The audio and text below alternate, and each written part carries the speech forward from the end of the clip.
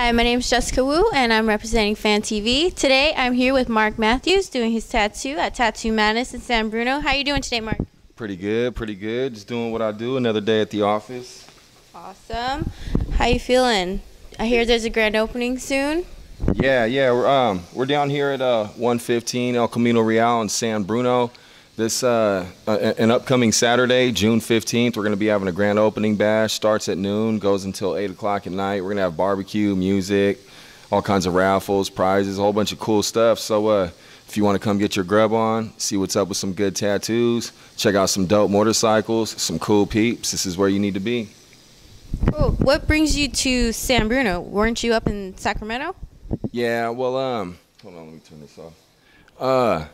About a year ago, I moved out here to train full time, and at the time there was a casting call for the television show Ink Master. Somebody submitted a disc on my behalf. They ended up choosing me.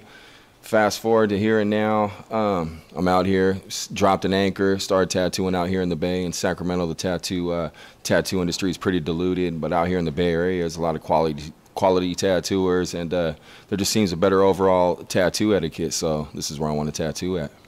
Awesome. So you were on Ink Master season 2, right? Yes, ma'am. Cool. How did that change your view on tattoos? Well, I mean, honestly, like I feel like I got my chest bumped in front of all of America because at the time I don't want to say that I was coasting on my tattoo career, but I was definitely paying more attention to my fight career. And just being around that many artists on that public of a scale and just kind of seeing what my strengths and weaknesses were in relation to them, it was a real eye-opener. It made me hungry. It felt like I went in and got my ass kicked in a fight, you know. I don't know too many people that come back and train, you know, softer for their next fight after a loss as opposed to a win. So, yeah, I'm out here just trying to expand my skill set in tattooing, so doing everything I can. So if you need a tattoo, I don't care what it is, come see me. Awesome. So you're talking about fights. You were out here training. Do you have any fights coming up soon? Yeah, I sure do. August 3rd up at the El Dorado County Fairgrounds just outside of Sacramento. I'll be fighting Scott Hands of Steel Smith for the vacant West Coast Fighting Championship 185-pound title. It's going to be the first belt that I get to go up for. It's going to be the first belt that I bring home.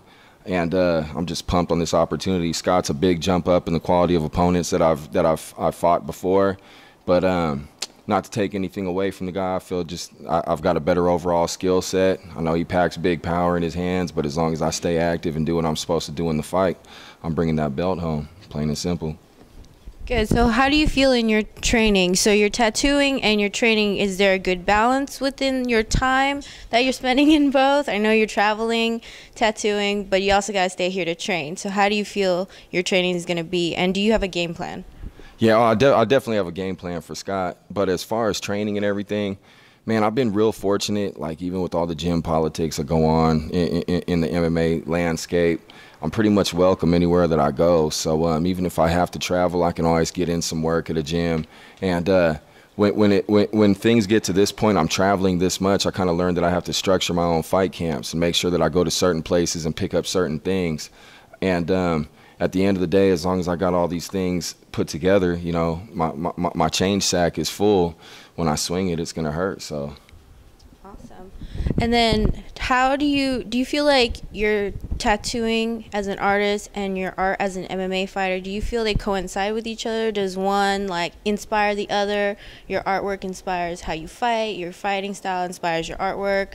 Is there coincidence, anything like that? You know what? There are definitely tons and tons of parallels between just art period and martial arts. I mean, in both, you can't shortcut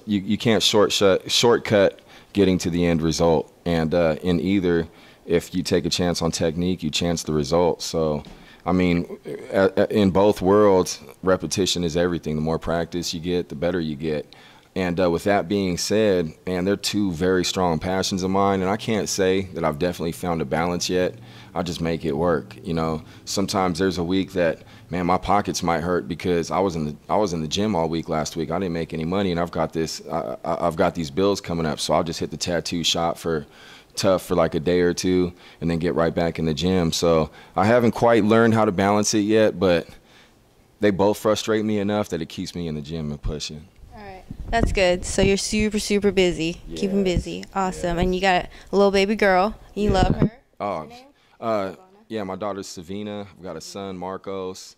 And man, they're just, I mean, they're both the reasons that I do what I do. You know, my son, my son's 15, so he's seen a lot more phases of my life. You know, when he was born, I was kind of in the streets doing all kind of crazy stuff. So just the fact that he got to see me go from that to paying the consequences to that, and then just really, man, for lack of better wording, manifesting my future from there, doing the things that I do. Like everything that I do now to pay my bills is things I got in trouble for my whole life. Fighting, drawing, you know, let alone drawing on people. So, I mean, I just stuck to what I do, and luckily it turned out good for me. So I want my kids to see that as long as you stay true to yourself, it'll always work out. That's awesome. So any last minute things you want to say to our fans that saw you on Inked, or any of your fighter fans that are out there, any inspiration for them? Man, basically, I just want to thank anybody who's been along on my journey, you know, seeing my growth, seeing my progress. When I first started fighting, I was just a kid out of the hood that just wanted to get in the cage and do something. And after a while, I was like, man, if I take this serious, I can get somewhere with it. Same thing with my tattooing. You know, I used to just tattoo the cats from my neighborhood. They were the ones hitting me up. They knew I draw all the time. And, I mean, especially to the people who have been around since back in those days, man, much love. I'm out here carrying a flag for all of you. And just for anybody who's hopped on, you know, in the meantime, man, I feed off your support. You know, there's days I'm so old. I'm old. I'm an old man. There's days I wake up so sore and I don't want to go to the gym. Trust me. And I'll just be laying there in bed and I'll go through my Facebook, and some person I don't even know from someplace across the world will be like, oh my God, you're so cool and this and that. And I'll be like, man, and I'll get my ass up out of bed and go to the gym. So just, man, thank you for all the support. And most definitely to my kids, my family, and my friends who've been along for the ride, man. I couldn't do this without you. You guys pushed me on days I probably couldn't push myself. Great. So she's got an awesome fan club. All right.